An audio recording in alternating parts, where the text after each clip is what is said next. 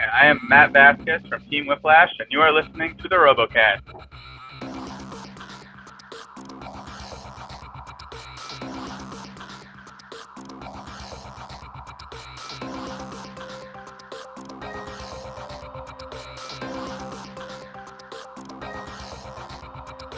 Hello everyone, my name is SamElit64 and welcome back to the RoboCast with myself, Steve the AmericanKilljoy, World of Woodrow, and DavidofSmeg, and our official fifth host, Matt Vasquez, who is joining us from the car.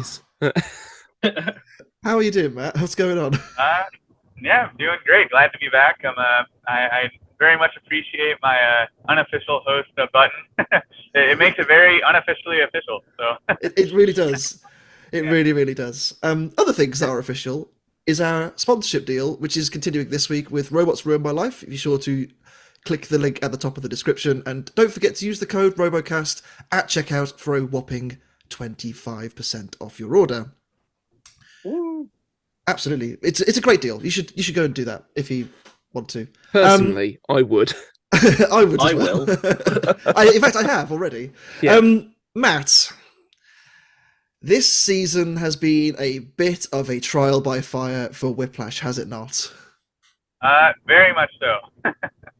I mean, that is accurate. Talk us. I mean, obviously, there's a lot of things that have changed in Whiplash going from season 6 to season 7. Yeah. Most notably, I think, well, the obvious external changes. You've brought back the weapon, or as some people, the spinning disc, as some people would say, is just a weapon. Yeah. What was the logic behind it? Because I think the last time when we spoke, you kind of said, well, when we've lost fights, it's not because the disc wasn't doing enough damage. It was just because it was a non-factor. So why bring it back? I don't know. I think the running no spinner was kind of an experimental thing in a way. I did it for the reasons you stated. But it was funny, like after the 2021 season, like the robot worked so well without the spinner. We did so well. Like we go up in the Cobalt fight, and then we lose in this super weird, just like unlucky moment of us getting stuck, and then all this weirdness. And we were just like, well, we took the spinner off. Like the robot worked great, but then we lost anyway. So like, let's just put the spinner back on and just go full Whiplash. And if it's not as competitive, so be it. But there's so much chance in BattleBots. It was like, I don't know. I didn't want to just like totally lose the spirit of the robot and like the pursuit of being as competitive as we possibly can, because like random things happen. Luck is a big factor in BattleBots, and it can end your season. So I'd rather go all out and just be full Whiplash. That's a very, very fair reason. Let's talk about your two previous fights initially. Starting off with the fight with Mad Catter. I just have to say that final hit was just biblical, wasn't it? Just like literally tore a new hole in the back of Whiplash, and that was the end of that frame, was it? Or were you able to recover it in the end? Oh no, that was the end of that frame. I don't know if you saw a few weeks ago we sold that frame on eBay, but to do it, I cut it in 4 pieces on a bandsaw. So we sold 4 quarters of the frame to different people. Whiplash drawn and quartered and sold. Exactly. Rough. No, I was just like, this frame will never be used again. Like, what do we do with it? Like, we can't send it to someone. It's too big. So my mom was just like, oh, let's just cut it in different pieces. And I was like, that's actually a pretty hilarious and great idea. So we cut it into quarters, put them in boxes, and shipped them out. So yeah, some people can enjoy those. But yeah, Mad Catter was a brutal fight. Like, so leading up to the season, like we were working till the very last second getting this robot ready. Like, partially because we were prepping building for Destructathon at the same time. So like it was kind of like my dad was doing Destructathon building and I was building the robot for the actual season. And then at some point, like towards the end, we kind of met and both worked on the BattleBots robot. But like we were stretched pretty thin, even in the build process, not just like in the pit. But when we got to the event, so we basically Whiplash was all new for the most part. Like pretty much everything was a new design to an extent. So the drivetrain was a brand new design. For once, it was all brushless for the first time, which is a huge change. And the like drivetrain design itself was changed. So instead of using like the Ampflow chain boxes to some chains in the pods in the side of the robot. We had all the chain reduction in the pod in the side of the robot. So like the chassis was the chain box essentially. So I mean that's nothing crazy. A lot of people have done that. Like Bite Force does that, and Hypershock kind of does something similar. So yeah, so I felt that was a good design change. But in testing for the new season, I made this like a prototype drivetrain setup because we wanted to get these custom aluminum sprockets made so we could have dead shafts on the side. Mm-hmm. But while we were waiting for those to come in, I made this just like kind of like janky prototype drive setup with these like surplus centered, super cheap sprockets and live shafts and like keyways and set screws. So it was not good for combat, but it was great for testing. So we get to the event and our sprockets still have not arrived yet. So we have this like crappy, janky prototype drivetrain in the robot that can get it through safety and it can drive around great, but it was not meant for combat at all. So that's what we were running in the Mad Catter fight. Oh my god. Probably why after that first hit, our drivetrain was like, so they really got like 2 hits on us that fight. The one where we kind of flipped through the air in the beginning where they hit us from the front. That fight, we pretty much, our drive didn't really work after that hit. And then after that, they just had full range to do whatever they wanted with us because we couldn't really move. So he just like shoved us into the shelf and just launched us in the air like so that's it was nothing visceral, like that ever happened to us. Yeah, it was vicious. And then another thing that didn't help was we ran wedgelets that fight, and they were hitting lots of floor seams. They were a little bit too sharp. So we had kind of our drivetrain wasn't great to begin with that fight, and we were hitting every seam we came across, which made driving even worse. So I think it's safe, and our spinner didn't work that fight. So I think it's safe to say we were running at like a solid 50% in that fight, and Mad Catter just mopped the floor with us. So they they took full advantage, and we got wrecked pretty bad. It was brutal. It was brutal. But Yeah. I have to say, it must have been pretty cool. Like, fight. Obviously, you and Calvin got on pretty well. It must have been very cool fighting your friend in BattleBots, right? Yeah, I know. We've always wanted to fight each other, and it's funny. Like Calvin's like always told me, he's like, yeah, he's like, I'm scared to fight you in heavyweights. Like I don't want to fight you. And then this fight happens, and I'm just like, oh, he's scared anymore? Like he just mopped the floor with us. But no, awesome. I would love to fight Calvin again with a fully working Whiplash because I think it would be a much more fun fight. Definitely. Had we been working better. But yeah, no, we've never taken a hit like that before. Definitely not. I mean, I'd say that it's bad as well when you look at your schedule, because this is probably one of your easier fights on paper, right? Because I mean, next up was Hypershock. I'm not sure there are many easy fights. I mean, it's one of the few robots that have been thrown the book followed by the bookcase and then the full library. And this was brutal as well, right? This is visceral as well. Initially, it was looking quite good. You turned Hypershock over, and I'm thinking, okay, I can see what you're going hit for here. And then as soon as Hypershock gets back over, it was bad. So in this fight, I had a plan that I had envisioned like before the fight. I was like, okay, if this Hypershock fight happens, like I have the strategy. I'm gonna try to do this. And my strategy was flip them over as fast as I can, which I was able to do. And the plan was, while they were upside down, get these spinners spinning, and then hit them over the top on their belly pan. That was the strategy, like, for, I don't know. If we were to fight Hypershock, like, that was always what my plan was going to be. And I kind of executed the plan pretty well. It's just the spinner wasn't working. So I had them upside down, and I'm chasing them backwards, and, like, kind of, like, got a couple of hits with the spinner, but it was just kind of spinning idle, and it really didn't get going in that fight. So once they got back over, it was like they won pretty much every head-to-head encounter, so that made it pretty difficult. This fight was, clearly a loss for us, but I was kind of happy with it in the sense that it showed real improvement in the robot. Like, the robot works much better than the Mad Catter fight.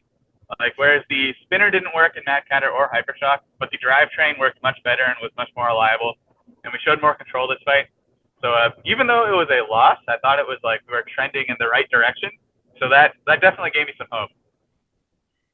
Yeah, absolutely. And I think, as you kind of allude to in this episode coming up, you are at 0-2, which is kind of uncharted. You've never gone 0-2, I don't think, in the Fight Night seasons before. So yeah, pressure was certainly on after that point.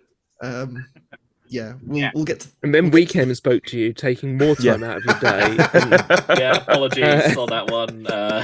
we did have a running gag of whoever we went and spoke to, they then lost their fight, or we were really concerned that we'd jinxed it and everything was going to go wrong again. That we Guys, just ought no, to not be in the pits. We're not going to be invited back next season, right? No. This is it. Okay, yeah. So when you guys interviewed me was right after that fight, or like the day after that Yeah. fight. Okay, I remember now. Yeah, so that was that was an off day. So we were just in full repair mode because it was crazy. We did 2 full rebuilds within like a 3-day period, which was just absolutely insane. Like the Mad Catter fight, we had to tear everything down. Then after Hypershock, after Mad Catter, we swapped to the second frame, which was we only had 2 frames. So the first frame was done after the first frame. So then after the Hypershock fight, the damage wasn't nearly as bad as Mad Catter, but the rebuild was more difficult because we couldn't just put it in a new chassis. We had to repair that chassis. Yeah. So even though the damage wasn't as bad as Mad Catter, it was honestly, I think, more work than after Mad Catter. Yeah. Yeah. It was brutal. I do remember going around the pits and your dad was just working on the spinner and you're just trying to work on the chassis to get it. There was Matt, well as headphones possible. on, Yeah. working, and there was us sort of awkwardly sidling Like up to the pit bench going, hi. Yeah. Fancy a chat. Yeah. Yeah, no, it was crazy 'cause, like our no, you guys are fine. But yeah, because the first 2 fights the spinner didn't work. So like how we split up the work, it was pretty much me and my dad at that point. So I was just like, okay, like my dad is going to go tune the vest, get the spinner working, and I will repair the entire robot. I've got this. It's all me. Before the Hypershock like fight, with- didn't you like sustain an injury or something as well? No, nothing too bad. It was just like, you know, some stuff fell into the pits and like, I mean, it was just normal. You know, people get little injuries in the pits, nothing too bad. Yeah. But, Okay. I think production likes to like latch on to like these little things that happen in the pits and like rumors spread and they're like, oh, like Whiplash is injured and yeah. But no, it wasn't anything. No, just a thing fell. Yeah. Just the robot. Just the robot fell. But well, the robot didn't totally fell. It was a close call, I will say, that led to like a scrape. Yeah. But Oh, dear. yeah, it was crazy repairing because at least with the repairing the robot after the Hypershock fight, I'm like, I know what needs to happen between now and our next fight. Like there's these parts in the chassis that need to be attached. We need to, you know, fix this armor. But at least there's like a clear pathway to doing that. Whereas my dad with the vest tuning, getting the disc working, there's no clear pathway to getting that to work. It is just pure problem solving. So I was just like, okay, like you go on your own and do this. Like I'll fix the robot, but like we just need a spinner to work. You got to ring Really- up the Vescuer. Well, there is a question about the Vescuer later on. We will get to that, and I'm sure there is a lot to discuss about. Well, we'll get to it. Because I know there was a bit of discussions had with the Vescuer and his team, but we'll save that for later. And we'll go to some listener questions. So Oh, We haven't- blimey, I forgot we'd even done. I we've know, not done that I- bit yet. I know. we've done quite a few. And as well as that, there is also a marriage proposal as well, Matt, if you're interested, from Boom Zoom builder Rob Weston, who has built is a pretty much a scale replica of Whiplash at Beetleweight scale, and it is wonderful to see. But I'm assuming it's a no, or are you interested, or I'm sorry, I will have to decline, but I do want to see your Beetleweight Whiplash. I'll send you the image later, and I'll pass him his details on as well. The first question is from PBC Hugh on 18 on Discord, who asks, did the switch to brushless result in major changes to Whiplash's design or frame? You've kind of answered it a little bit already, because obviously it's a big wholesale change to the robot. Yeah, no, it was pretty much everything different. I mean, brushless drive, it was clearly a huge change, but the chassis was very different this year. The drivetrain itself was very different. Pretty much everything was changed. The only thing that remained the same was the lifter setup. But as far as the spinner setup, the drive setup, the chassis, that was all brand new. It's definitely a pretty wholesale change then. Kind of a lead on from that. We have Amy Bloomfield on Facebook asking, when does a builder know? When does a builder or a team know the right time to retire or rework a robot, giving your major overhaul? Like we've talked a lot about the what and what you've done, but like why make the changes now? There was like a pretty like clear moment when I realized we needed to change the brushless, and that was in our so in the 2021 bounties when we fought Witch Doctor after we won our bounty final to like get into the Golden Bolt tournament. So during the Witch Doctor fight, like the fight was going pretty great for us. Like in my opinion, I thought we were winning 90% of that fight, and then at the very end of the fight, well, not even the very end, like I could feel like halfway through the fight up till the end of the fight, our robot was slowly like declining as far as the drive. Like the drive was just getting slower and slower and slower, just because we were pushing them so much, and our drive motors were getting so hot that they were just struggling. They were really, really struggling in that match. So in the last 20 seconds before the bell in the Witch Doctor fight, we can't even really move anymore. Like we can kind of go forward and backwards, but we can't turn. Like the drive was so bad. So at that point, we can't turn. So Witch Doctor just has a clear shot on the side and beats us. So at that point, I was just like, okay, like we lost this fight because of our old brush drive motors. We have a lot of these motors. We either decide to buy a ton more mag motors and be behind the times, or we decide to go brushless. And it felt like that was definitely the moment I was like, all right, we have to go brushless now. We have to get with the times, and it's gonna be there's gonna be teething pains, but at the end of the day, I knew it would be worth it, and I think it was worth it. We definitely got the drive working pretty well after our first fight. I would agree. Well, we spoke earlier about sort of bringing the disc back and why, but Adam Bean on Facebook asks, has bringing the spinner back changed your approach to fights at all? The approach is pretty much the same. The strategy with the spinner has always been like kind of ignore the spinner exists and drive like a lifter, and I will hit them with the spinner anyway. So that's always been the strategy. Just drive like a lifter, and the spinner is out there. So if I'm under them, I will be hitting them. So it doesn't really change my strategy. Maybe some over-the-top attacks. I will plan for that occasionally, but most of the time it's I kind of ignore the spinners there. If someone's on top of us, I'll like turn it off so I don't burn up the motor or anything. But I just try to drive like a lifter, and whatever damage we do, we do. Fair. Good deal. So our next question is from Mr. Sake on YouTube, who asks, if we were to replace Whiplash with an all new design and money and time wasn't an obstacle, what robot would you want to drive? So like if I was driving someone else's, or like doing my own new design? Doing your own one, I think. Yeah, your own new build. My own new build.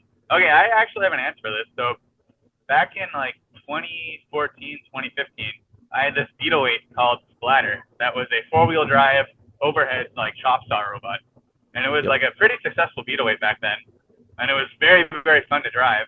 And that was the robot that kind of inspired the original Splatter, which turned into Whiplash.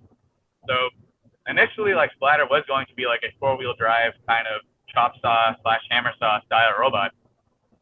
But then we kind of ended up doing the lifter vertical thing instead, just because we hadn't seen anyone else do that, and we knew that there were other hammer saw robots at the time. Mm-hmm. So if I was to do a new heavyweight, I would probably just scale that Beetleweight to a heavyweight because it was so much fun to drive that robot. But yeah, that's definitely my answer. If you look up like Splatter Robo Games on YouTube or something, you can see the robot. Sounds very blacksmith to me. Al Kindle will be delighted with that. Or is it three lights and 5 lights? Is that the right one I'm thinking? 5 lights. Yeah, I think there's a 3 as well. Three lights as well. There is 3 lights. Yeah, the Beetleweight is 3. 3-pounder is 3 lights, I think. Yeah, that sounds about right. And then the Hobby's 5, isn't it? Yeah, right. Yeah, good. See, we know our stuff here. You know? I thought there was 4 lights. I miss it. But that's I was gonna say reference. Like, dearie me. What's the F1 thing? Yeah, that's what we're doing, right? I was going to Trek on that one, but yeah, Star Trek Next Generation. There are 4 lights. Connie Langston on Facebook asks, how do you keep your driving skills sharp during the off-season, and are there any upgrades in the pipeline to Whiplash that you can tell us? So as far as driving practice, before this last season, I mean, honestly, we don't really do much driving practice at all. I could think like the only season we really like actively did driving practice which might have actually paid off, was the 2020 season, because the 2020 season was postponed like a few months. So that gave us like a few more months to prepare, and we already had the robots ready early. So before 2020, we had 2 full Whiplashes that we would spar with in the street. And that was great because we got to test the robots, we got a little bit of driving practice, but we haven't been able to do that since 2020. So in the last like 2 years, we haven't really done any active driving practice other than, you know, some minimal testing of the drivetrain before the event. But yeah, but now I think we've got some rolling chassis from previous seasons. So I think maybe drive practice before whenever the next season of BattleBots may be is definitely something we want to do. Sounds good. It's nice to have another machine to spar with, even if it's just, you know, chasing each other around, you know, just trying get to Defender you know, out the shed. Come on, let's get it. Basically. Let's get it back out there. No, your coach was right. Whiplash Defender sparring for sure will definitely be a thing. It's great having lifter robots because you can safely test them, or at least much more safely than any spinner robot. For sure. Well, I guess we can fully test the weapon system and have no danger aspect, which is nice. Yeah. As long as you're outside and you don't have to worry about driving it through like the. Don't do it in the house. Don't do it in the house. Come on now. Well, wouldn't put it past some people. Yeah. Steve, do you want to take the last question? yes, I will. So what is this? Connie Langston on Facebook. No. Next one. Oh wait, no. Sorry, I'm the worst. Oh man, why you got to do this to me? How do I pronounce this one? I think it's tired of being tired of being with an M instead of an N in being. Okay, so tired of being on Twitter. Says, do all water bottle brands taste the same? I know the answer is no, because I know Dasani tastes like dirt. So they do not all taste the same. I have to agree. I think I'm glad to answering the well. important questions here on the RoboCast, aren't we? Absolutely. Look, listen, let it not be said that we don't uncover every single this is stone, factual you know? information. Next week, the needed to secrets know. of the universe. That's what we have to do during the midweek break, or mid-season break, right? Unfortunately, we're asleep then. Yeah. yeah. Do you know what one of my favorite water bottle brands is recently? It's Icelandic Glacial. It's really crisp, super duper good. We I are don't know not why. sponsored by them. However. I am not. But I'm Oh, just the saying. water However, sponsored Just by saying. Robots Ruined My Life. I like that, David. I like that. You can stay. Nice. Right. Should we talk about some fights? Because there was a lot, Oh, and I do mean we have a to? lot to talk about this week. Oh my Let's god! get the hard one out the way first, right? Oh. Yeah, I turned a lot of things off because I knew this was coming. So Well, fight number I'm in my one. happy place. I'm in my happy place. I'm in my happy no, place. it's fine. If we had a jingle for Controversy Corner, it would be playing right about now. Controversy. I miss Controversy Corner. I think It's back. It is Yeah, well and it's- truly back. Oh, Okay, so Jesus Christ. let's start with the fact that in this fight, Riptide absolutely stomps Captain Shrederator. Yep. There's one of the Riptide is best destruction we've seen at this point in the season. Honestly, Do you remember when Anderson used to be on the podcast and would say that Bite Force is daft? No. Say it properly, Devon. Oh, is it? Bite Force is fucking daft. Yeah, Fucking right. daft. Yeah, Riptide. it is. Right. Is fucking daft. It is. But that isn't the whole story of the fight. No. Sadly. No. So if you can appreciate separating art from artist, then Riptide is a Great. phenomenal machine. Let's make no mistake about it. It's got to be one of my favorite hitters out there. I mean, it's one of the scariest machines that have come to BattleBots in recent years. Mhm. There's no arguing that. but Yes, but I mean, well, oh wait, before we get on to the whole thing, I do want to ask The you, big Matt, but. because there was a question on, I think it was on your team page actually, Matt. What were your thoughts on this fight and the unpleasantness that followed? So let rip. Yeah, so it's funny. So at the filming, like I was obviously just watching this fight on like the TV screen in our pit, and I wasn't thinking about it too much. Like I just watched the fight and was just like, wow, like I've never seen someone get destroyed like that before. It was just like not like the shell was broken, which kind of shocked me. Like normally Shrederator loses some teeth, but the shell is like basically broken in half almost. Like there were just huge sections of it removed, and the chassis of the robot was like folded like a paper plate. Like it was.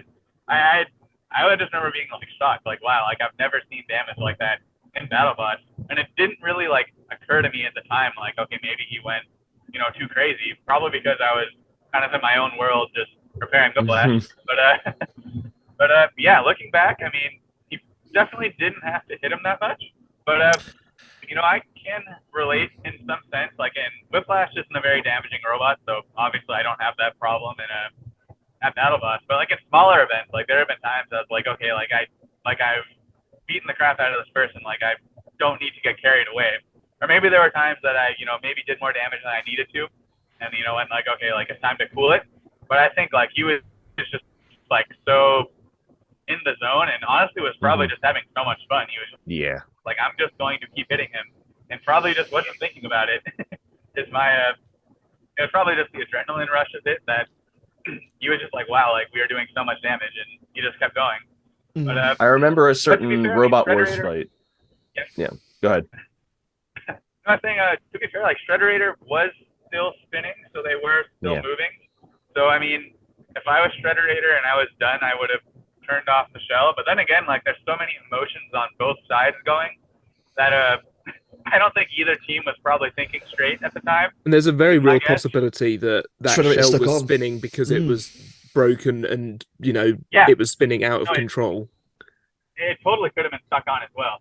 So I know that they were maybe yelling at the Riptide team to stop. And I don't know. These things happen when there's lots of adrenaline and people are kind of in their own little zone. But yeah, I think this is probably definitely a lesson learned for Riptide, whereas I don't think they will be doing this type of thing again, is my guess. I'd like to think not. I mean, from my perspective, I do want to kind of just allude to a few things here. So in my mind, there is, in terms of the rules, there is nothing wrong with this fight. This is absolutely fine. There's no reason why Riptide cannot do what they did, and they absolutely went in on Shrederator, and they destroyed the whole robot. I mean, it was quoted at $10,000 worth of damage just done to Captain Shrederator, and the whole robot was just whole robot thrown in the bin. Next it was done. And they had. We need to be careful when they say a number like that, though. It could be hyperbole. We need to be absolutely careful with that. $10,000 of bits and man hours and other things as well. Yeah, machine time, etc. But yeah, in my mind, and this is a Sam Elliott perspective and not a universal perspective. That's you can go robot fighting however which way you want to. You do you. It's a combat sport. It is, but in my mind, if Shrederator and they clearly were shouting at the Riptide team to stop, someone must have heard it on that team. There's no way that of the 10 to 15 people on that team, there's no wall anymore. Exactly, they were 5 feet stood away next and to being very loud, shouting stop. And then before people come to us and say, "Oh, but it could have been edited that way." But the angle of the shot, you can see Shrederator still spinning and Riptide maneuvering to hit them again. So that kind of rules that bit out. What we see is very close to what happened. I mean, we're from standing in the stands, you could see through to the booths that they were unhappy and they still kept getting hit. Yeah. I mean, I think all the way through this fight, we were just turning to each other in the stands going, and that's the end of the fight. Yeah. And that's the end of the fight. And we just didn't see it getting animated behind the glass. Another thing for me as well with regard to this is I would have more sympathy for the Riptide team if this was their first incident of this happening, which it isn't. It's now 3 out of 3 this year where they've kind of gone a bit too far with the damage. I mean, Glitch, okay, it was upside down and the wheel was spinning, so I can kind of give them a little bit of a pass. They were trying to move. It was unknown at the time whether or not Glitch could really run upside down. I think they destroyed their weapon beater bar, and that had to go in the bin as well. A lot of Mad Catter damage happened. When we spoke to Calvin, he kind of alluded excessive damage after the bell as well. Which this is just, it's from in my opinion. Again, this is just a me thing. I think this is scummy. And I sincerely hope that the Riptide team do learn from this.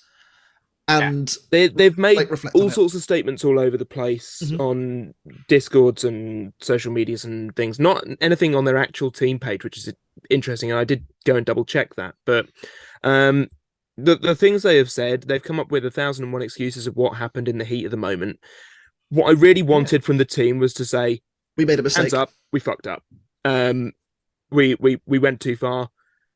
We apologize. And that would I think the world would have probably still had issue with it in some way or another, but I'd have felt better about it because, you know, even after the fight, Ethan said, I apologize to the team, but that was so much fun. It's just like, yeah.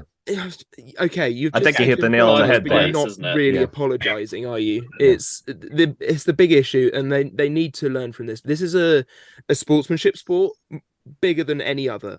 Like the camaraderie in the pits, people have spoken about previously, and we've spoken about previously countless times that everyone helps everyone in the pits, and everyone, you know. This is a competition. There's more fights to come after this. Captain Shrederator was scheduled a fight for the following day. Riptide knew this going in and made sure they didn't. Carried on. Yeah, and so Captain Shrederator's next fight got delayed by a full day. Yeah, no, and this fight really makes me realize like how much I like respect like Tombstone and Bite Force, who I would call like the goats of BattleBots, in my opinion. Just for the reason like both of those robots have always just like, I mean, they have demolished their opponents like several times, both those robots, but neither of them have ever done more hits than they need to. Yeah. Like they have always, you know, dominated fights, you know, destroyed robots. I've been on the destroyed end of both of those robots. Yes. And just, they kind of like, they do what they need to do and then they stop and they're very collected about it and don't go overboard. You know, the classic gray line, like, do you want more? Which is, yeah, you know, and that's a genuine question. Like that's not him goading them. That's him going, do you want me to stop? I can stop now, or I can carry on if you want. And it's not like punching when they're down on the mat and their head's already bloody. The Gigabyte villain, fight, like the perceived villain aspect of Ray. Yeah, he will still ask. Well, this has come up a lot. He's still a human being. The villain aspect of this team, and I wouldn't even call them a villain aspect. It's just a dick move. And, it's scummy. It is scummy. It's immaturity. Ray Billings and I hate to say that. The villain part. Jake Hewitt, much as he might say again. And it's not us being soft. No. It's none of that. It's just the fact that this is coming from 5 people who are in the sport and have competed at various weight classes. I do want to kind of wrap things up because, you know, I'm conscious of us kind of spending too much time on this fight because it is, you know, it is what it is. There's so much fallout on every social media platform. Reddit has been a cesspit for days. Which, please, for God's sake, keep it civil in the comments below this video. The last thing I do want to kind of touch on is actually a statement from Nick Nave on Facebook, and I think it kind of sums it up quite nicely. Nick Nave is obviously Brian's son, who's on the Shrederator team, who's driven Shrederator in 2018, yeah. And he says the following: I think it's a great thing about this sport. I think a great thing about this sport is how easy it is to interact with the competitors. I love interacting with fans in a positive and negative way, and I'm thankful for the people who have shown our team support the last few days. I believe Team Riptide acted well within the rules, but not in a sportsmanlike manner. They are not mutually exclusive, and that's okay. That's very important. You know, they didn't break the rules, but still a bit scummy. I'm noticing that most people who are attacking mine and my team's character, or saying that we, quote, pussify the sport, are dudes who all look the same or of the same vibe. My advice is, find something you're passionate about and have someone else unnecessarily destroy it. Then you will understand where our outrage comes from. We go into the sport knowing the possibilities of getting destroyed, but egregious displays of it are very uncommon for a reason. And then there's also a nice picture attached, which is their most aggressive battle boss from back in the Long Beach days. And I think it sums up quite nicely in that every single team you see at BattleBots has the ability to do what Riptide did, but one of them has done it. Yeah. Yeah. There's also been all sorts of calls for tap out buttons and things, and I don't think they're necessary. It's not needed. It's not the spirit of the game. It's BattleBots anyway. It's a TV show. No, I agree. Tap-out buttons are probably not necessary because, I mean, at the end of the day, like, you can just signal to your opponent, like, I am done. And that's a Shrederator, you know, that's at least what they tried to do. Yeah, I think people just need to be mindful of the damage they're causing and, you know, really take a second to look and see, like, you know, is this fight over or do I keep hitting? That's what I think, yeah. I think the level of which the Riptide team was engrossed in the fight is evident by the fact that the referee is the one holding the transmitter at the end of the fight. Like it has been taken off of the team. It's just like, you're done. Stop. And as far as we're aware, that's not the first time that's happened either. No. But I think we probably should move on. Otherwise, Yeah. we I will was spend gonna our say- evening. Yeah. and It's that. different because it's a longer season. It's not that like it's 2015-16 where this is one fight and you're done. There's more fights to come. This is a long If event. this was knockout bracket, Fair enough. Yeah, Go for it. or a Almost whiteboard, fair enough. you know, Almost it's fair a enough. There's still whiteboard, and they Sin City, say we isn't want to there, take it home in a bag, bin it. You know what I mean? Yeah. Then I feel like it would have been more of a. I feel Bit like it more would have been more of a laugh. Mhm. You know, be like, oh my god, look at how much of a mess this is. Oh well, it's the end of the event. Who cares? Yeah. I mean, like in our Mad Catter fight, had they kept hitting us after that one giant hit where we got flipped in the air and were destroyed, like, luckily the Mad Catter fight was not the most expensive fight. It was just a lot of hard work. But had they kept hitting us after that, it probably would have gotten expensive real fast and caused a lot more work for us, and we probably wouldn't have been ready for our next fight. So, like, I can relate to Shrederator in that sense, whereas they were probably genuinely concerned for the, you know, the rest of their fight card round, what they were going to do. Absolutely, and I think they're scheduled to fight in the next episode. Yeah. But we Fights. will move on to their next fights, Steve. And So their next, they're both of their final fights. yeah, Yes. both of their final fights. So Riptide, a 3-0 Riptide, is going up against a currently 1-1 Black Dragon. Black Dragon has a non-knockout streak going. That is not including that is technical knockouts. not including technical knockouts. I know they're talking like physical, bot not working, even if bot's on fire, still going. Mhm. I I am fearful for Black Dragon. think I'm the streak thinking finishes. this- Yeah. I'm thinking this might be after seeing their first 3 fights with Riptide. I'm thinking that streak is going to come to an end, just Mhm. from an outsider's perspective. Mhm. Of course, Sure. I know because I was there. But it's, from an outsider's But can't I say don't. that I right don't know. I don't know. What from an happens. outsider's perspective, this looks very dark for Black Dragon. Mhm. Yeah. So Shrederator's final fight, a 1-2 Shrederator that possibly could squeak into the bracket because they had an alright fight against Hijinks. They're up against 1-2 Jackpot. So if they show enough, maybe they scrape a final spot. Both of these bots kind of trying I to agree. find a bottom spot in the bracket. Ultimately, if you look at Shrederator's losses this season, they are to 2 3-0 robots. Yep. Yeah. And if they win, that's pretty it looks pretty good. It looks pretty good for Shrederator. So let's see what happens. You know, it's not out of the world's a possibility that there's still Shrederator hope get for in. the team. There is still hope for the team on that one. Agreed. Let's move on before we get any more bogged down. Onward. Any more energy going on this America. side, Because there's still plenty more to talk about later. Oh, there is. It gets weirder from here, I think. Moving swiftly along.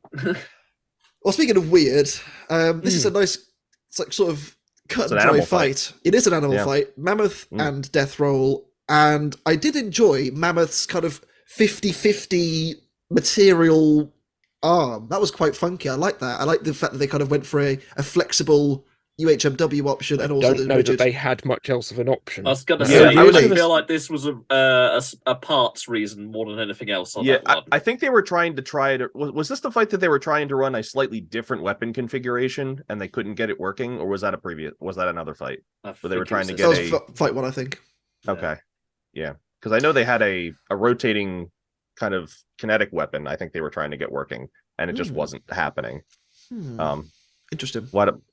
But Death Roll doing Death Roll things, right? Point the big red Yeah. thing at the opponent. Yep. It worked.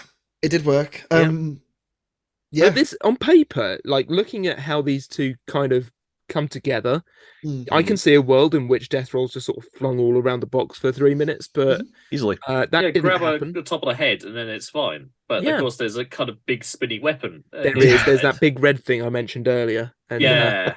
I mean, The a Hurty lovely bit. contrast to the previous fight in doing just enough to immobilize your opponent, then leaving well alone. Yeah, because they could have gone in, sure, but Mammoth is. We've seen this with Mammoth, where a wheel gets clipped and it kind of bumbles its way around the box. But the problem is there's a wall on one side where the one wheel is working. I think and their they're just- but I think it just was died. flawed in this fight, Yeah. and I think they're gonna. Well, I know they're gonna do things for their next fight. But we'll talk about that when it comes up. But yes. I mean, this is kind of a cut and dry fight, as I said. Matt, anything more to add from your side? I think you noticed that we may have missed. No, I don't know. I think just vertical spinners are going to always be very tough for Mammoth, especially like a large diameter weapon like Death Roll does not bode well for Mammoth for sure. It's just Mammoth is like a tough robot to fight in some ways, but there's a lot of weaknesses when you're fighting a big spinner like Death Roll. So yeah, no, I guess I'm curious to see the evolution of Mammoth and like what they change for future fights this season, or future seasons, because it's definitely hard to fight big spinners with that type of robot. Definitely. We are jumping all over the sessions now in the season. Like, this episode is made up of some fights from session 8, a fight from session 7, in fact, potentially 2. I can't remember. I think it's across 3 different sessions. There's a few different dates Well, on the fight. got On the different sessions in here. Mhm. Yeah, it's mad. It's a madness. Yeah, I don't Wild really think there's times. much else to add for this fight. Other There than really isn't. It was very Death Roll cut. was very quick out of the traps and did what it needed to do efficiently, and that was that. So Maybe the production kind of put this fight alongside the Riptide fight as like what teams were expected to do. Now, I let's don't do know. this Or- right. Yeah, There's not this- to read into this too much. You know? There's this fight and I think another fight later on where that's kind of applicable. So Steve, who has Mammoth and Death Roll got for their final fights? So Mammoth at 1 and 2 is looking to the future to fight against Kraken, who are currently 0 and 2 until we reach their fight in this episode. Mhm. Kraken seems to have been getting better each fight, so I'd be curious to see how well their drive, especially, is going against the Mammoth. Each fight for Kraken got better as the event went on. So Yep. When we see them fight Mammoth, it should be the best Kraken we've seen thus far. And Mammoth needs a win. Mammoth gets a win, maybe they sniff the very bottom of the bracket, because it's not gone to plan. Maybe in Ricky's sense, but they fought 2 really scary spinners and lost. So if Death Roll keeps going, keeps getting wins, then we'll see. It looks good for them. It looks good for them. You say Death Roll goes 3 and 1. I mean, they're gonna have they might have a little bit of trouble against Monsoon, who are currently 1 and 1 currently up to this episode. I should have worn mine, but it's in the wash. I get a lot of wear out of that. It's fine. Yeah. We don't want Matt to feel outnumbered. Exactly. But yeah, so Monsoon currently at 1 and 1 until their fight coming up. So it'll be a tough vert on vert fight that we get to see. The UK versus the Aussies. Well, we saw how Death Roll struggled against Cobalt early in the season, so maybe it'll be a similar story, but we'll have to wait and see. Yeah. Fight 3. Banshee and Emulsifier. I have facts about this one. Do you? I Go on do. So, Emulsifier is running a single solitary fork in this fight. And if you've watched the Bots FC channel and seen the pre-fight videos about this fight, Emulsifier does the thing in which it lands on its spinner with the fork stuck out and can't self-right. And with that being a big risk, they decided to take off 3 of the other forks that they could run in this fight and ran just the one instead, which means they can still get under things and still hit, but it means they can also control them self-righting better. They'd also, by this point, burnt through all of their nice curved tops, so we're back to flat top Emulsifier. It's a shame because I do like the kind of 90s VHS tape kind of you buy from Woolworths. I know or the Blockbuster video. Let's go. You know what I'm talking about. In terms of the fight itself, the fork of Emulsifier did kind of keep Banshee just at bay enough. They couldn't quite get underneath Banshee as they would have liked. But in turn, Banshee also couldn't get underneath Emulsifier as they would have liked. It kind of left a little bit of a stalemate. There was a few hits from Emulsifier which peeled up one of the armor panels, and a battery is just kind of chilling, still connected, just chilling on top of Banshee's armor. That made me laugh quite a lot. I'm like, it's just begging to get hit, and it just doesn't, which is hilarious. Was this the fight when Banshee was having over vaulting issues, and that's why it didn't flip? I'm trying to remember. Possibly. Back on this. I can't remember when it was. They were having some really weird issues with just overvolted motors and things that caused them grief. Does anyone know why Banshee just died? That might have been related to that. Matt, any idea? Do you know? I feel like we should have got David in the bar to explain that. Matt, he's abused at the moment. That's fine.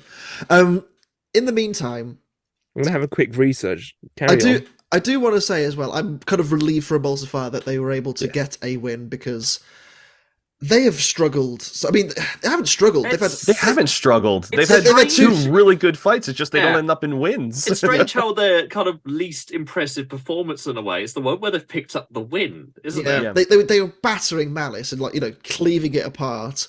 They now retired that chassis. Pretty much did. Damage. I'm fairly sure they did. And Yeah. then obviously they had that amazing, unbelievable fight with Fusion where they're just both just crippled at the end of it. It's just fabulous. And then in this fight, they just kind of do what they need to do. And as I think it was wise from Matt to leave Banshee on the kill source slot where they're just kind of stuck, because as much as Eric bless him was like saying, yeah, hit him again, it's like, just take the win, lads. Yeah. There's tactics there. you you got a long event still. Don't need to hit him again. The team overall isn't having the best of run. Let's just That's take what the I'm win. No, Yeah. don't poke the bear. I mean, Yeah. Let's see. Don't poke Was the this box. before or after the Shatter fight? Shatter fight was late on the Saturday. That was so late. No. Okay. I think my thinking is, obviously at this point, before even that fight, the team was 0-4. Yeah. So Yeah, it was a rough go for Bots FC up to this point. but it's good to see that they finally get out of that sticky situation they were in and getting a big win on the deck. So, Steve, Yes. who have these two got for their final fights? So final fight for Banshee. Banshee sitting at 1-2. Their final fight's up against Blip, who are also at 1-2. Flippy versus Flippy. I think it's a big ask for Banshee. If they they can got get the reach though. if they get the win, I think they get in the bracket. It's kind of that simple. Blip, Blip's interesting. If Blip win, I think they get a decent seeding.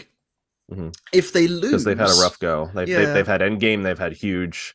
Tantrum's had a kind of mid-season. Their strength of schedule, I think, carries them into the bracket even if they lose. I mean, you fight Endgame, you get in. Come on now. Okay. Yeah. And just obviously, scrape in. huge is 3-0. So Yeah. and obviously they beat the Tantrum champions. So Yeah. what more can you ask for?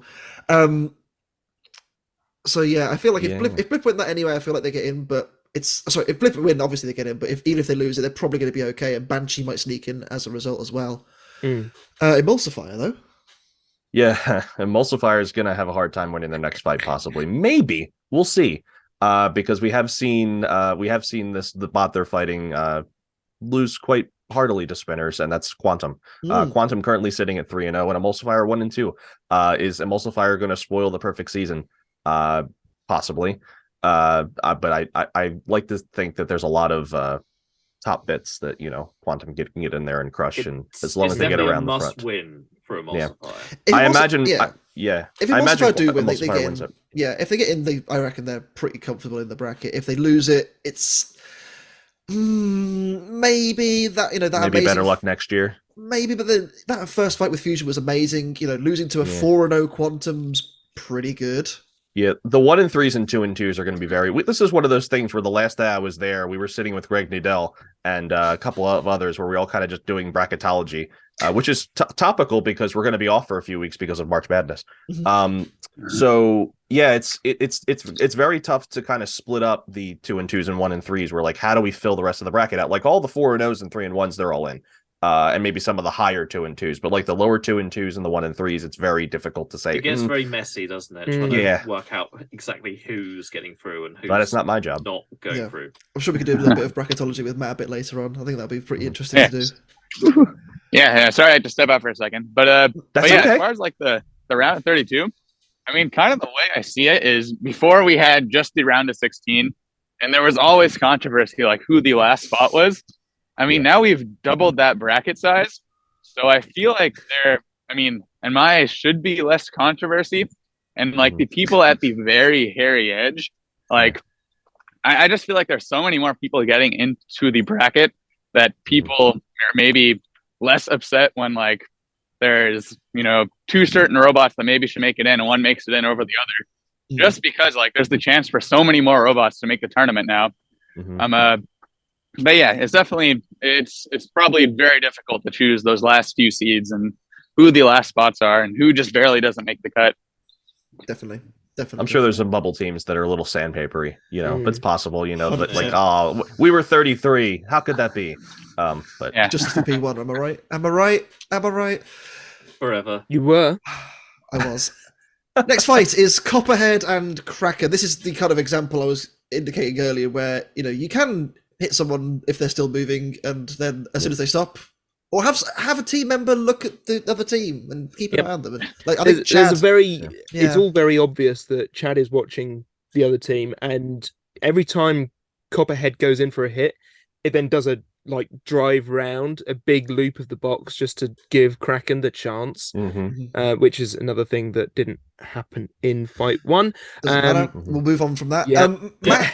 Matt again as well did a great job of kind of telling his son, okay, I know you can still move. Stop moving. we're gonna die. Another thing that kind of interested me was the before the fight thing, like kind of little preview in the test box. And there was the Kraken's weapon was firing, and you see a shower of sparks just fly out. And I'm like, that's the clip they chose. Oh no! Yeah. But this was great.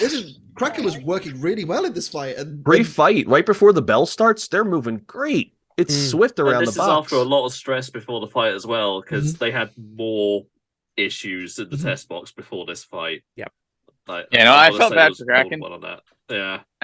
I felt bad for them because like the fights where they had like the first 2 fights, like maybe they had like some design advantages in certain ways that like I think those were winnable fights for them had they been working correctly.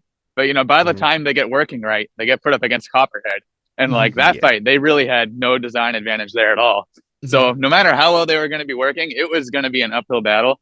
And Copperhead's just so good now. It's such a dialed-in robot. So Matt said when we interviewed him a couple of weeks ago, he said, we saw the fight schedule at the start of the season, and we had a look at all the fights, and we thought, well, I've got a chance against all of these. And then there's Copperhead. So that's nice. Copperhead has been on a tear, hasn't it? I mean, it's 3-0 now. It's got a chance of a 4-0 season. I think a very good chance of a 4-0 season. So chaos last, so we'll see. But I did enjoy Big Head mode. The big head. And the decapitation of something is, I don't know what the reference was that Luke was going with, but I'm here for it. Copperhead is just a joy now. Like I know they're a lot of fun, aren't they? I know we've kind of referenced, not displeasure at the team under Rob, like there's just so much more energy to Copperhead now. Yeah, 100%. It felt very clinical, calculated, clinical. Yeah, and now it's. I will say I do miss Kim's artwork on the drum very much. I think that was a really nice touch. And I do miss that. But we do love the team. We do have a kinship with them. I feel like it's we weren't responsible for this intro. We spent many evenings with the team. Let's put it that way. In the bar. Yeah. I mean, the crazy thing about Copperhead is it's the same robot from like 4 years ago when they debuted that robot. It's the same. Like everything inside, like it's crazy, same motor, same chassis, same drum. 3 different captains in that time as well, and they're all able just to drive it perfectly, which goes to show how well made this thing is. Yeah. And I mean, that's why it's so dialed in. They've been improving on the same robot for all these years. Like, it's not even like Tombstone where he builds a new chassis every year. Like, this robot is literally the same body. It's the same dense chassis on it. Yeah. It's amazing. Like, like obviously, I know these things take time to get dialed in. Every robot takes that, little, season by season incremental improvements. But like, it's crazy to think like the potential of Copperhead was there this whole time, and like we've seen it in drips and drabs. They were 3rd seed, 2nd seed, 2020. In their 2nd season, 2020, weren't they? And obviously they lost to Mammoth. And their best performance is round of 16. And because their first season wasn't awesome. I think they were 3-1, but their 3 wins weren't. They lost they to. weren't? I think it was 2-2, and they were 2-2. They got whacked by. They got golf that was for a play, it. and they got golf punted by Waiachi. That's right. Yeah. So their first time out wasn't awesome, and then they followed it up with a really nice season, and then just stumbled at the gate when it came to the bracket. But it's still a fearsome force. Just give it the right draw, it could run the table. Yeah, really for sure. What a beast. Sure. Steve, who is Copperhead's opponent to see if they can get a perfect preseason? Pizza. Yeah, their final fight's against Pizza. So a 3-0 Copperhead is going up against a currently 2-1 Ripperoni. Ripperoni's been getting better every fight as well. Yeah. Obviously, the Gruff fight, it was good, but I think ultimately deserved to lose because of the lack of control. Yep. But since then, I mean, the Endgame. Bodied Endgame, and then Funny, And- in the Gruff fight, like when they realized they had some problems with the floor, like they honestly kind of like stopped trying to win in a way. Yeah. They like It was turned just the make a flywheel off. spectacle. Like, they're like, let's just make a spectacle and we'll fix this for the next fight. And Yeah. believe it or not, that strategy worked really well. yeah. Oh, And yeah. then it cut hijinks in half, didn't it? Certainly last It week. really Yeah. did. Maybe the whole plan was like, let's damage the floor enough to ruin everybody else's Yeah. chance, and then they're Yes. fine from there.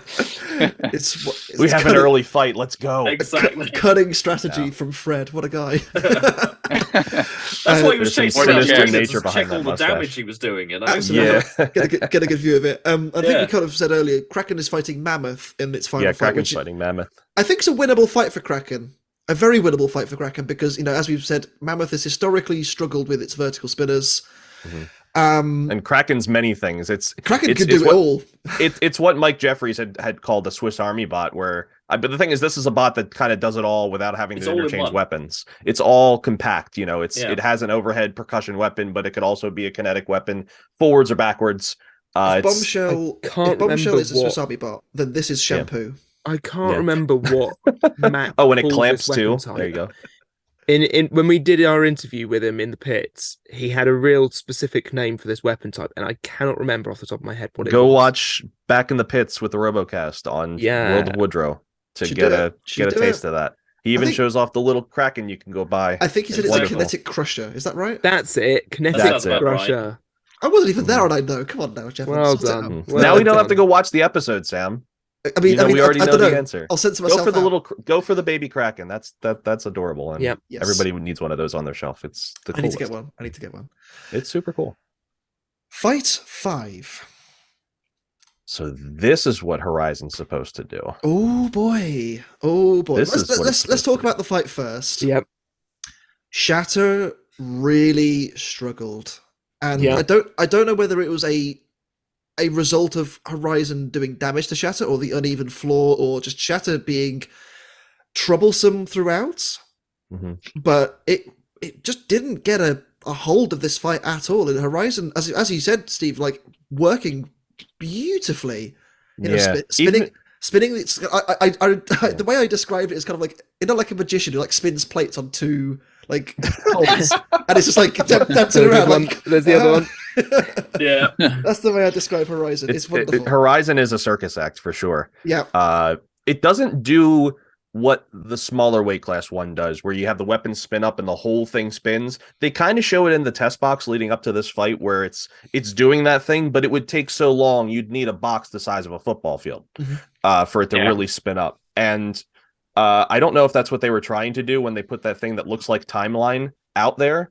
I don't know what they've called it, but it's that wide pole. I don't know what there's a couple teams They that killed have really They killed wide their poles. own. They killed their own mini bot as well. They did when they came to meet with Shatter at one point. It got too close. It got in like the like when you dance it. I know you've made this reference before, but then you go to a dance, the space for the Holy Ghost. That's what happens when you interfere with that space. You kill the timeline.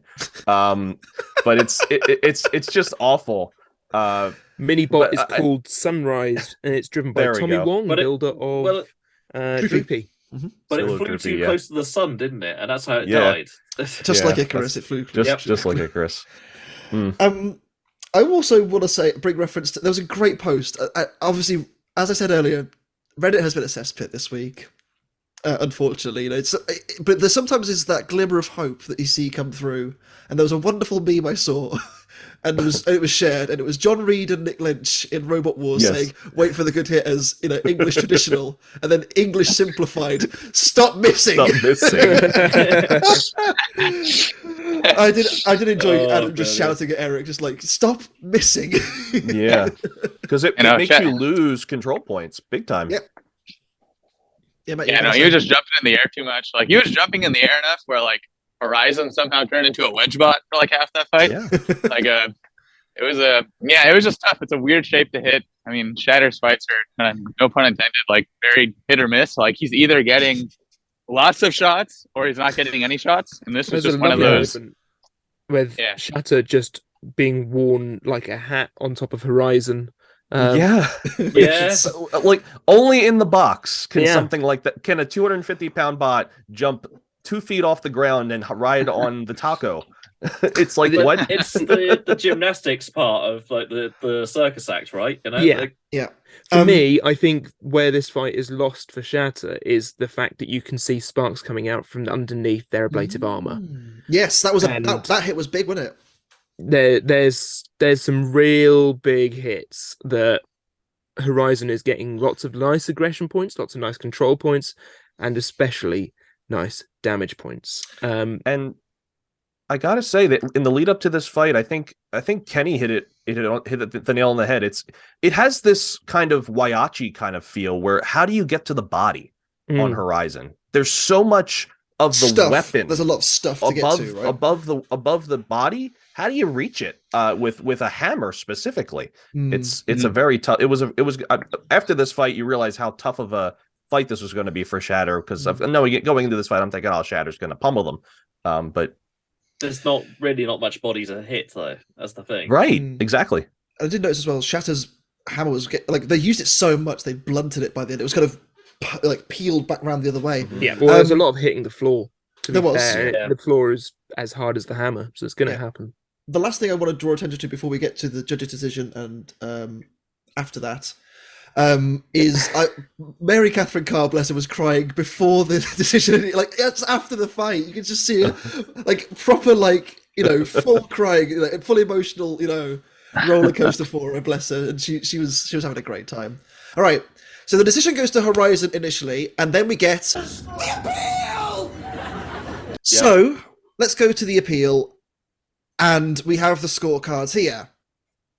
First of all, I want to bring attention to Derek's lovely penmanship. I was going to say, I love his bubble letters. Beautiful bubble That's writing. gorgeous. I mean, he's putting you to shame on our own predictions. It really is. Here. Yeah. The second thing I want to draw attention to is Fon Davis's fight card judge's score sheet, because 2 aggression for Horizon. What? No, it was running away. I suppose aggressive use of the weapon is the definition, but like Shatter was very aggressively using the weapon. Yeah, but does Shatter lose aggression points for its? No, this is control points. Misuse of the weapon. These control points. I true. think. Yeah. Watching the fight, I think the decision was correct. Yes. I don't. The way really. Well, okay. So the decision, the overall wait, decision is wait, correct. Wait. The decision, the result of the fight is correct. The way we get there is wrong. Yeah. In my opinion, I think that the correct scorecard we should be looking at here is Lisa's. Lisa. Yeah, because there's an old expression in this sport called "Judge Lisa never misses." And,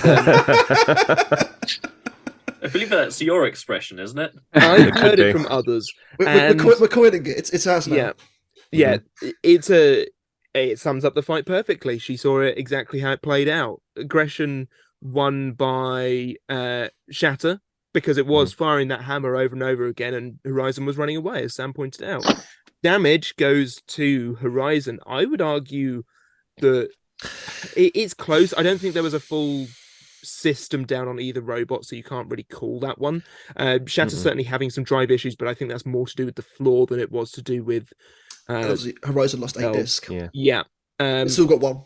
Yeah, that's not a full weapon system at that point. It's part of the weapon system. Partial.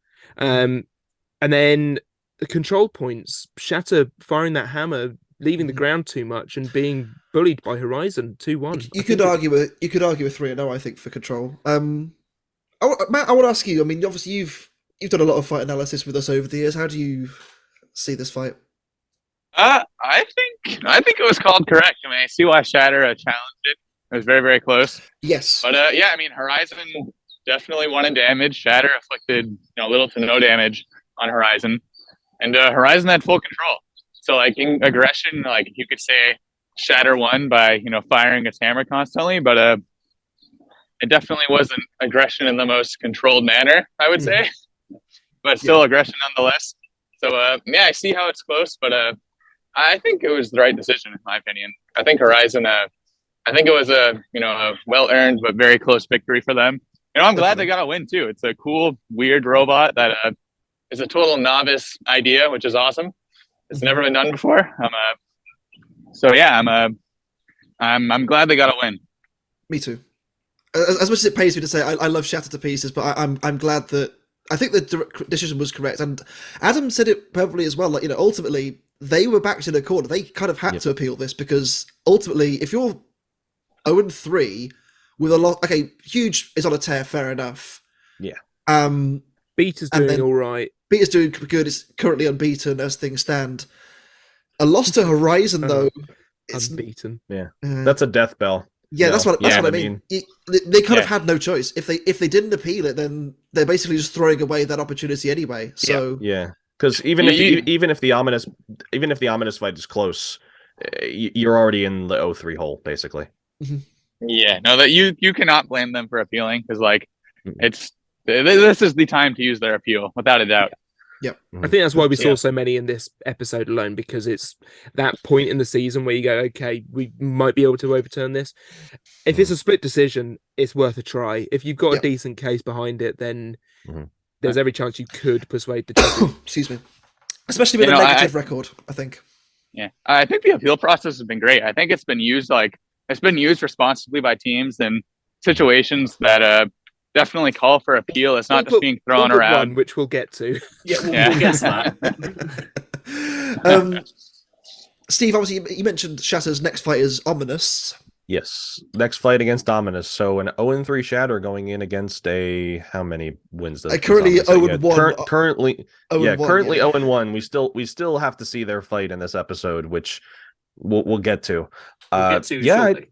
I don't know. It's two Omnidrive robots. It's very fun. It's going to be very squirrely to watch them go in the box and just try to outdrive the other when it's going to be like watching. There was an event in Brazil, I think, that they fought on ice. I was going to say this is like ice skating, basically. Yeah, where robots dancing the bolero. Yeah, what I will say is Shatter needs to win and win heavily. Yeah, I think somehow. Yeah, it has to be a knockout. Has to be a absolute stomping of Ominous. So big task. Yeah, I think so.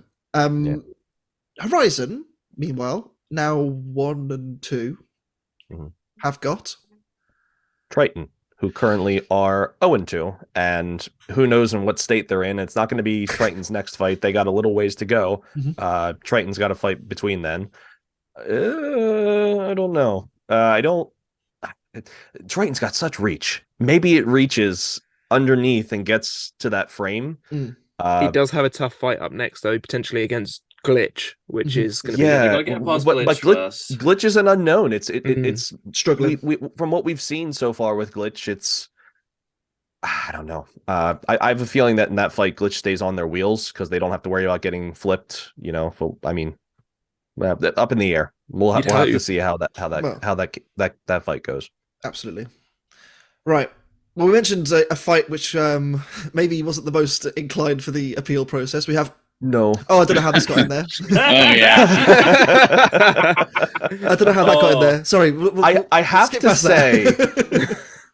to say, the edit. We've talked about the editing. Okay, so I just want to say, when I first watched it, the fight wasn't great. Let's be perfectly frank. It was definitely one. There was for a the one purists. very good fight in the previous year. Yes, there was that one glorious hit. But I did speak to one of the Ominous team yesterday actually, and they were pretty put out by the fact that they were kind of done dirty like this, and I feel like they have every right to be because they've been done dirty. Again, it's not a great fight. Let's not pretend here, but they basically got highlighted in a season where they're showing every fight. It's like when you go, if anybody over here watches Goal Line for ESPN for college football or NFL Red Zone, you're just jumping to oh, there's a touchdown here. Oh, there's a thing here. You're constantly bound. You're trying to keep eyes to the screen. You know what I mean? Or coming up next on ABC or NBC or whatever. It's like on BBC too. It's like that they cut and be like, oh, this is coming up next, or along the bottom line. Sometimes they'll say, oh, please stick around for the next episode of Who Gives a Heck. I mean, my headcanon is it's the whole Mike Wazowski being covered by something else. Should we, from Monster Inc. sorry, should we go back to it? There we go. Beautiful. There we go. There it is. So it wasn't a good fight. Let's be perfectly frank. No. Correct decision, I think, from the fight that There we was got. one big hit Yeah. that Yeah. sent them across Like, the box. Ominous was far more controlled in what it was doing. Shreddit Bro was struggling. And a lot. Ominous did have its weapon spinning a little bit. I do actually know what happened. I know Yes, what so happened do to I. that as well. Go on, you tell him. I'll have to I find was the going to message. say you were going to try and find it.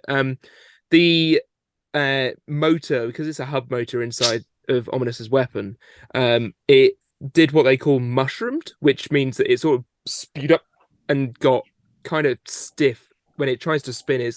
It can spin, but you can see it spinning kind of slowly because it's rubbing on a lot of things.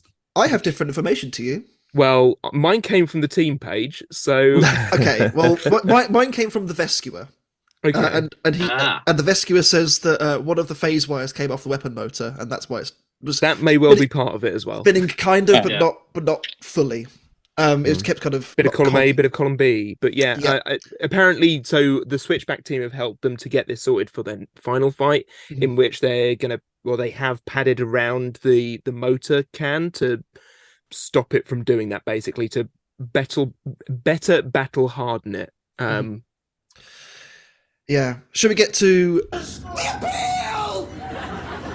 Now, this was the first appeal. The first ever that happened. appeal. It was. This was before. I've Yeah, Matt's back through the Valkyrie. notes. This was, I gotta Oh, you're say, right. maybe this was. I have to maybe respect Evan's choice here, because I think maybe people were worried about using it, and I want to be He first. didn't care. What a guy! Yeah, I think Evan was he like, wanted to cause chaos. Nobody had used it yet, and he was like, "To hell with it. Let's do it."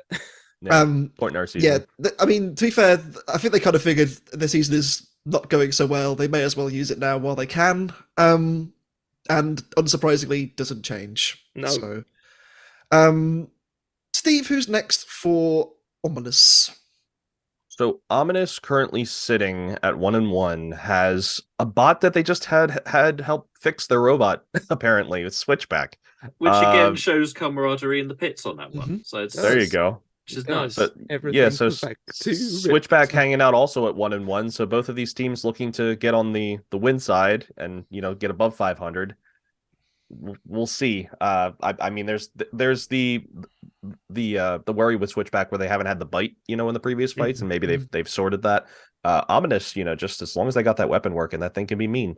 And I have a feeling they can strafe around Switchback, and Switchback hasn't proved that they can really, reliably turn. I feel like the gyroing has been a thing with Switchback too. So if Ominous outdrives them, maybe they get a win. But yeah, we'll see. And then we have Shreddit Bro going up against Lucky. Shreddit Bro at 1-1. Lucky currently at 2-0, 2-0. which is remarkable at this point. I see a possibility where Lucky goes 3-0. What a world that we would have. Claw that Viper, robot. Quantum, and It's just potentially silly. Lucky. It's the Lucky 3-0. Renaissance. The fact that right? it's even a possibility. But Shreddit Bro might turn it on. They do get better every fight. So Each another time one. Rory looks at Shreddit Bro, it gets a little bit better. I think it's the same with a lot of robots that Rory Mangles has a look at. Mm-hmm. Well, we've already. including ours. Well, I was Yeah. going to say we'll get to your Clash of Destiny with Monsoon. We've already had it kind of previewed by the show, so thank you very much, BattleBots, for doing that for us. Before we do, Yeah. Go on. can I just bring up Martin Mason? Oh, of course. He oh yeah, he Of calls the course. fight. Yeah. The whole it bit. wasn't even that. It was the bit before this where it was like, we're feeling, we're going to give it a 94%. No, it's 100%. I could watch a whole Once show again, of Martin Mason. the editing team back in my good books, having been in my bad books a moment ago. Yeah. No, this was immediately back the other way. Just like, I love him. I love him all. I would watch an hour of Martin Mason shouting at things. I think that would be brilliant. How weird Just was go it to listening go to his normal school voice? where his school is. It throws you off a bit. It does a bit. The fight itself. Yes. Before we get to the fight, question from @BattleBoat on Twitter. asks, was Rory the Vescuer Mangles involved in trying to get the brushless drive and weapon working before this fight, Matt?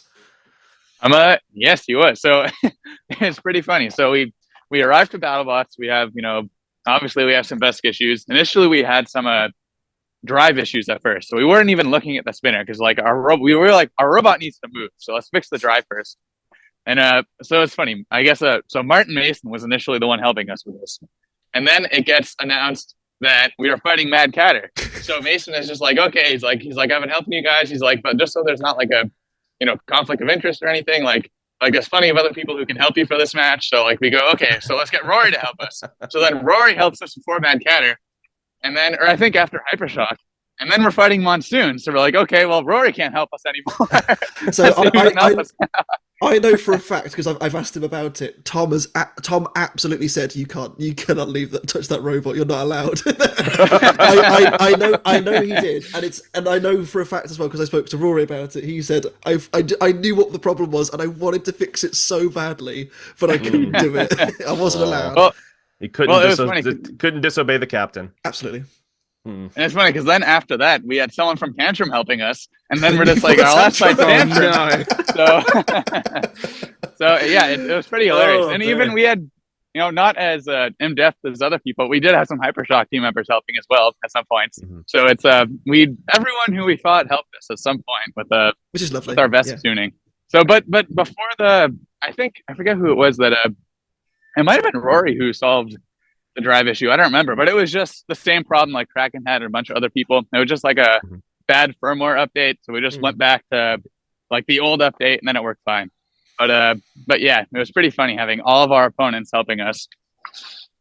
I think it's going to be interesting going into the next season. If there's another firmware update for a Vesk that comes out, I think no one's going to use it. I think everyone has been burnt. Right? Everyone's been burnt at this point. Or like... Rory tests it first and then does an infomercial on how to fix your Vesk. It's just like TED Ed Las Vegas. Hi, my name's Rory Mangles. Today's talk is on Vesks. Do them good, please. Surely Veskex, right? That would be Veskex. Yeah. No, Vasquez. I'm saying it wrong. Yes. The other question that came up for this fight in particular was from Foolish Banana on Twitter, who asks, after the first two fights where you had issues with the spinning discs, were you tempted to ditch it and go back to just the pure lifter setup? Yeah, one less brushless speed controller. I don't think I was tempted to do that because I really wanted to make it work before the tournament. Like in my mind, I am aiming for making the tournament and aiming for, if we do make the tournament, even if we're the last seed, to have the best working robot we can. So my philosophy is like, learn as much as we can in our fight card matches, even if we have a terrible seed, even if it's not strategically the best move for those fights. And then once we're in the tournament, we will have like the best robot we can have. So I wanted to keep the spinner in as much as we can, just so we could learn as much. I just wanted to learn as much as we could about it, really. So even if that meant it wasn't working great. So yeah, I did not want to take the spinner out. I wanted to, even if it wasn't working, get as much data as we could. Interesting. That's fair. So, talk us through the fight. I mean, from my point of view, this is probably one of the top 5 fights of the season so far. It was really a brilliant good way to match. kind of end that kind of mid-season point, if you like. So, talk us through it. So I agree. It was definitely one of my, I'd say like top 5 of my own fights, which we've had over the years, a bunch of great ones. So it was an awesome match. But I mean, the first thing I noticed in the fight was our spinner didn't really work again.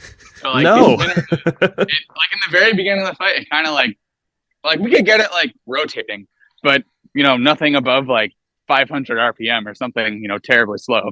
So we really didn't have a disc the whole entire fight. So I think, after the first 30 seconds or so, it was just so chaotic. We actually had the spinner on a separate remote, so we could have someone like focusing on trying to ramp it up, which was my dad for this fight. But I think after the first 30 seconds, he just kind of like gave up on it. And then towards the end of the fight, kind of ramped it up again just to show that it wasn't damaged and we just stopped it because it wasn't working. But it was such a fun fight. It was just like total chaos for the full 3 minutes. Just me running straight into Monsoon's weapon, taking damage, just pushing him around. But overall, awesome match. I completely agree. Like it was, I think if I'm watching the fight itself, like you kind of dictate the pace of it quite a lot more, and I think I'm gonna criticize my good friend Mr. Brewster here. I think he chose the wrong weapon. I don't think he should have used the disc. I Shouldn't he use disagree the with that shouldn't have broke statement. out the disc? Okay, well, Disagree with that statement. Wow, you For guys are disagreeing a lot one this solid episode. reason. go on. Do we need therapy? Do we need couples therapy? The bar does the thing. The I- disc does I- not. I will agree with that statement just because we had Monsoon straight on their face quite a few times and they just kind of rolled over. I Okay. think the amount of times we flipped Monsoon, had they had the bar, I think they probably would have ended up on their face at least one of those times. So I think it was a good move on their part, even if maybe it definitely has more inertia than the bar, but doesn't have as good of a bite. So My point was more. I think it affected Monsoon's driving quite a lot more than maybe they realised because it's a lot heavier, isn't it, than the bar? And I think it could have affected the way that they were able to maneuver around you guys. And as much as you didn't have a weapon to deliver into them, I feel like the way that you need to have some kind of competent drive system to be able to beat Whiplash because otherwise you won't give them a chance. And I feel like that's what cost them. Ultimately, in the end, I don't know. Maybe the disc. I think it cost them potentially control. Yeah. Yeah. I don't know. I mean, the second. Okay, so I still think they made the right decision using the disc because Whiplash is pretty good at placing robots in the one position they don't want to be. So I think they probably knew that, and they're like, okay, like we've seen Whiplash very carefully place people in certain positions, and if we end up on our face, we're done. So I think it was smart of them to not give me that strategy option. Yeah. Fair enough. So the decision goes to wait for it. The decision goes to Whiplash. What were your first thoughts at that point? Because your mum was like, "What?" in the back. She had no idea. She was Genuinely. like, "No way." There was just a general look of shock across everybody's faces. Yeah. It was one of the closest fights we've ever had. At the time, I really thought it was a coin toss. I had no idea who was going to win. Had they called Monsoon, I would have been like, maybe I would have appealed it, but I wouldn't have been totally shocked. But I don't know. I have noticed that during fights, like right after fights, I always think I did worse than I actually did. Then I kind of looked. It's like leaving an exam. You're like, oh, I really think I know I screwed things up on the way out. Because your mind keeps going. To that on most fights, Yeah. I do.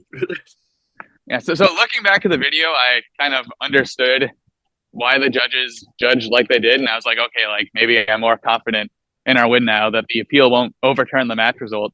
But I don't blame them for appealing. It was a very close fight, and they, with their record before this fight, I think it was the right time for them to use the appeal.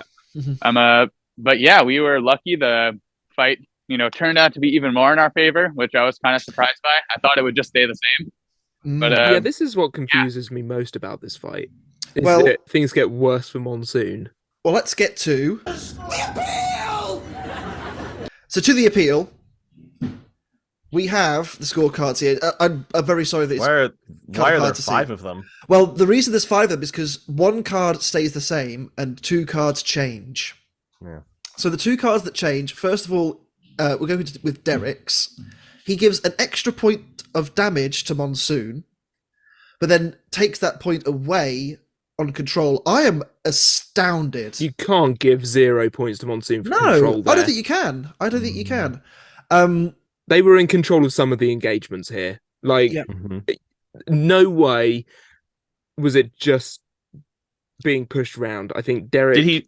Did he pull away because Monsoon's gyroing more than usual and their wheels are off the ground? And maybe, but even then, they were still as much as it looked like a pig to drive. Like they were still pointing the weapon at Whiplash more often than not.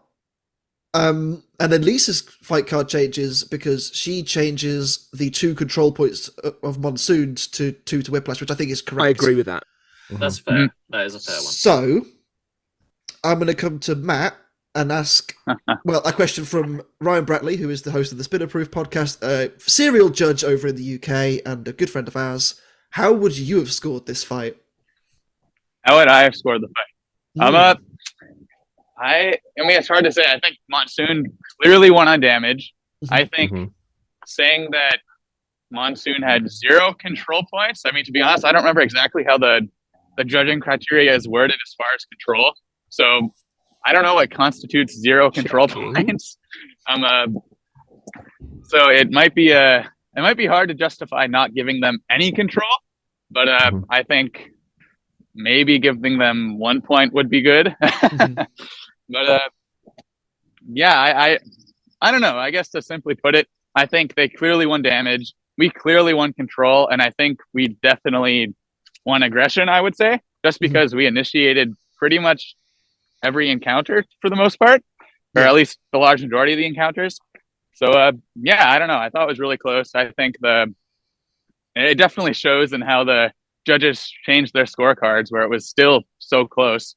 But So yeah, to be able to get a 3-0 score, a bot that is consistently able to manage its interactions with the other bot, either by landing attacks with its own weapon, preventing attacks from its opponent's weapon, or moving their opponent into advantageous positions, it should receive all 3 control points.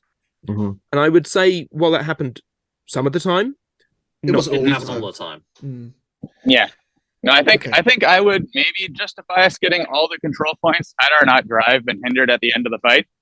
Yeah. Like towards the end of the fight, we were definitely doing some crab walking, which I think had that not been the case, maybe I could justify us getting all the control points. Yep. But yeah. No. So I think ultimately this decision comes down to the damage category for me. Damage is weird, isn't it? I'm looking at that now. I'm curious as to why it's split 3-2. Well, that's what my point is. If you look at 3 and 2, well, it's either going to be a 3 I've and 2 got and the a 4 words and of 1. the rules here. Go on, go Jevon, ahead. you do it. If Go the for it. apparent level of damage done to each bot is similar, the judges have to determine which bot's actions created damage with the greatest negative impact on the performance of its opponent. Near the end of the match, or just after, watch for teams that show off by operating their weapons and or moving around the arena to demonstrate that those systems have not been functionally damaged. So it could So they're ultimately kind of comes down stuck. to, Go on, no, go on, Which Steve. makes it even more confusing that like Monsoon gets 4 points to 1 in Derek's new card. And I think what saved this match for us is that our one-sided drive was definitely hindered, but it wasn't dead. I think we had lost a chain on one wheel. So like I think that chain was intermittently locking up, loosening up, and so we could still move, just not all the time. So at the very end of Sorry, Cam. No, but at the very end of that fight, one thing I did that I think saved the match, I don't remember if they showed it or not, but I just spun up the weapon, lifted the arm, and just spun in place as fast as I could just to show that all the systems were working. And I think that's what sealed the deal for us, to be honest. We spoke before we started recording about how damage is judged, and you can score more damage points for a complete section of the robot not functioning, and they count a side of drive, which for Whiplash is 2 wheels being down, as more damage than 1 wheel. A whole side of drive wasn't down, and therefore the damage points can be sort of levied that way. But yeah, I think it's also interesting that I think I was speaking to Tom at the event, and he said that aggression was partially lost for them by them spinning down their weapon to spin up the other way. Now, if you're Monsoon, you're going to be wondering, do we just quit on that whole function? That's kind of the major selling point of the robot. Setup, right? Literally the reason this robot gets in, because it's something different that other teams don't do.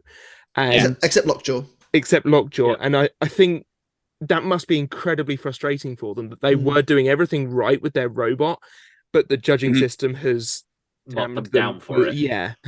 And honestly, I think it might have been worse had they just kept spinning down, because if they're spinning down, I didn't know if they were right side up or upside down for most of that fight, or which direction the weapon was spinning. It's just too hard to tell. And just because they were flipping around so much, I had no idea what orientation they actually were in. So had they just kept spinning the weapon down, I think maybe they would have lost more control points, just in the sense that every face-to-face encounter they would have launched into the air. Yeah. So I think they probably made the right move trying to switch the direction of their weapon.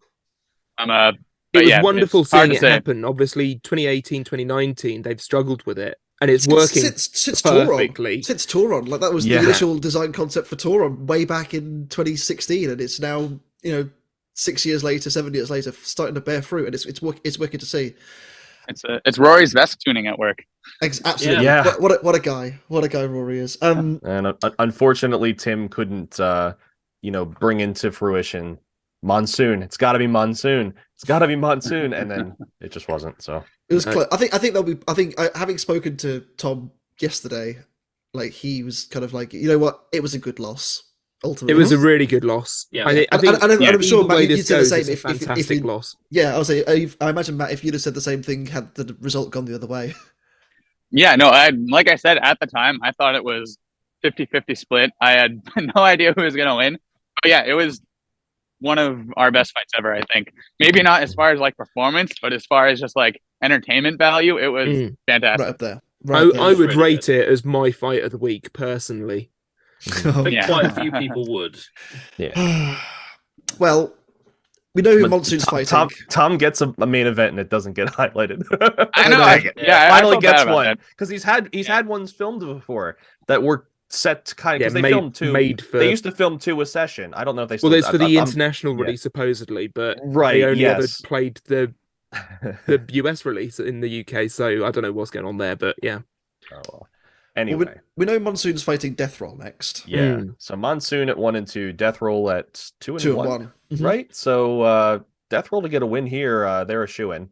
Monsoon to get a win. Probably a shoo-in as well. At 2 and 2. I would think so, yeah, with their schedule strength. A strong loss here and a decent loss to Black Dragon. They punted the brand a little bit. On top of it until they lost the weapon. Matty Vasquez. You have got Tantrum next, the champions of BattleBots. I'm going to try and hide again, I think, on this one. Now,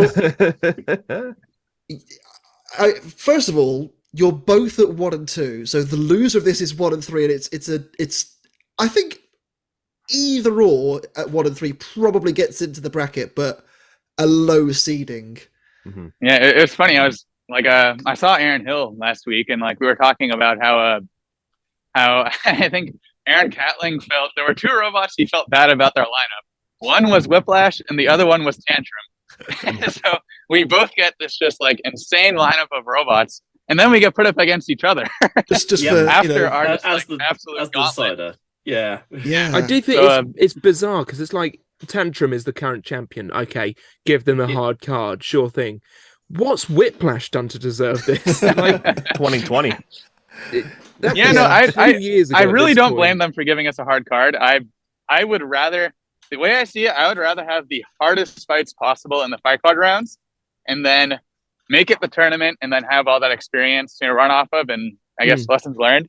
So when I saw our 4 fights, I was pretty happy about it, even though I knew they would all be extremely difficult. I mean, Whiplash historically does not beat vertical spinners, like almost ever. And we have 3 vertical spinners and the former and the reigning champion. So has its own vert, doesn't it, really? Yeah. Tactical vert. Yeah. Any particular like concerns going into the Tantrum? Obviously, Tantrum are the champions for a reason. Were you nervous going into it, or was it kind of like, okay, just game face on and just see what happens? Yeah, I would say the latter. I don't think we really weren't thinking of my strategy a whole lot for these fight card rounds, just being that we just wanted to make the robot work. Like that's all we wanted to do for Tantrum. Like Monsoon, we took some damage, but we didn't take any damage to the chassis. We just had to patch up some armor and replace some forks. So it was really only cosmetic damage against Monsoon. So we just spent all of our time getting the spinner working. And I will say after the Monsoon fight, we did find something that I honestly forget who it was that pointed this out, but we just decided to take the encoder off the weapon motor, and that seemed to solve some problems. I think the encoder was giving us some issues. So I think you'll definitely see an improved spinner in our Tantrum fight. But yeah, I was really excited for this match because we're two of probably the most successful control bots, and we're both very unique, like a original control bot, little spinner, weird robots. Two great drivers as well. yeah. Dylan's a two great wicked drivers driver. as well. Yeah. And it's a fight Yeah, so that I was could have very excited for happened, this. like twice before, isn't it? Like in the bracket. Like it hadn't been for Endgame in 2020 and Cobalt for yourselves in 21. This would have been a fight later on in the bracket. I know, yeah, no, for that reason, I was very curious what was going to happen in this match, because it potentially could have been the 2020 final. You know, It really could have been. Yeah, Really could have been. yeah. Well, that pretty much wraps everything up. We do have one final question, which comes from Rayan the Robot on Discord, who asks, at this stage, did you think you were going to reach the round of 32? I was oddly calm about like the thought of not reaching the round of 32. Like even after we were 0-2, I don't know. I just was not thinking about it. I was just thinking about getting the robot working. And I knew just from our previous records, like our first two fights were like, as far as like design against design, were worst case scenario. I knew that Monsoon and Tantrum, even though those are extremely tough robots, that is not the rock. Those robots are not the rock to our scissors, but they are still very hard fights. So, yeah, I was honestly like thinking like if we go 0-3, like we have to beat Tantrum. Yeah, either that or you're preparing for Sin City Slugfest, and you're exactly. You're basically in champions at that point. So yeah, so I don't know. We just wanted to get a win. After getting the win against Monsoon, I think our nerves had calmed quite a bit, and I think we were luckily didn't have too many repairs before Tantrum, and I think we were feeling pretty good at that point. Honestly, I think the big takeaway for me was that every fight we improved in performance. Like from Mad Catter to Hypershock, there was a huge improvement. We still lost, but then from Hypershock to Monsoon, I would say there was another. I'd say there were some small improvements between those fights, and I think it's fair to expect the same from Monsoon moving on to Tantrum. But Tantrum is the reigning champion, so I think it will take all the improvements we can to maybe win that one. So we'll see. It's a big ask. Matt, thank you very much. As always for joining us. It's 8. Is it 8 or is it 9 now? I can't remember. I think it's 9 because we did two last season. Yeah, well, that is true. Oh yeah. Wow. Next one is early on. We had a lot of repeat guests to come to our rescue, did. and Matt is definitely one of them. It was you. It was Misha. It was who else? Tom? There's so many. Tom, Tom and Hal. It's always honestly so appreciated, Matt. Your insight is always brilliant. The way you describe the fights is excellent, and it's always a joy to chat with you. And thank you, as always, for coming and speaking to us and giving us some of your time. Yeah, no, thanks for having me. Other important news. Obviously, there is now a 2-week break for BattleBots. Basketball. But we are only having a 1-week break because we have got a very, very special interview coming up at the end of March. So keep your eyes peeled for that. It is still in the works, but we're working on it. But it is coming. So keep your eyes peeled and keep an eye on your podcast subscription feeds. In the meantime, though, I have been Lit64. I've been Steve the American Killjoy. I've been Woodrow. I've been DavidofSmeg. And I'm Matt Vasquez from Whiplash. And, well, at least the three of us will see you for that one-off special podcast that we're doing in a couple of weeks' time. It is going to be a banger, trust me. It is a big podcast coming. So, yeah. Enjoy that and have a nice week off, guys. See you later. See ya. Bye.